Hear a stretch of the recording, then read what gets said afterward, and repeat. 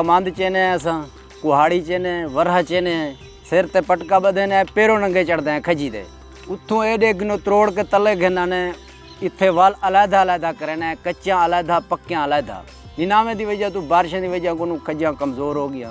मिसाल है खजी चेंदी 2 मण वजन तो ई फेरी 5 किलो वजन है टोटल। मंडी दे अगो हालात कोई नहीं वेना 60 के वाला ने साल मंडी है जट सारी जिंदगी स्प्रे कर कर कर कर पानी ला ला खाद डाल डाल बेहोश है ज़राअत वाले तो मुख्य जा तनख्वाह गिनते बैठन।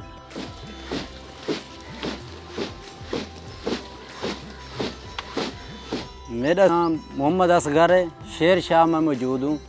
शेर शाह सर ई वजह तो मशहूर है ना भाई इतना ज़्यादा खजी होंगी शेर शाही 4 लाख रुपए का साहब बाग दे ठेके दे साढ़े को सर जी इतने 4 वरायटियाँ एक खुदरावी है सर शामराम है हलावी है ढक्की है ये चढ़न लाणी देखो खजी तो चाड़ी कितनी औखी है कितनी पटाई औखी है।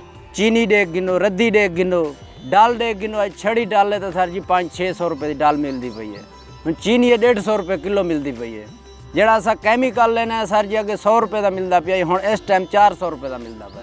गरीब आदमी तो सोचेंदे भाई मैं मजदूरी करके अपने बच्चे को पाल गिना लेकिन वो मजदूरी दे विच नुकसान आंदे न। गरीब आदमी तो पिछा वेंदा पिया जूं कोई सहूलत कै नहीं। हुण इत्थे अलहमदुलिल्लाह एडे गिनो 4 लाख रुपया बहुत वड्डी कीमत है इतनी फल कै नहीं बारिशों की वजह को खराब हो गए।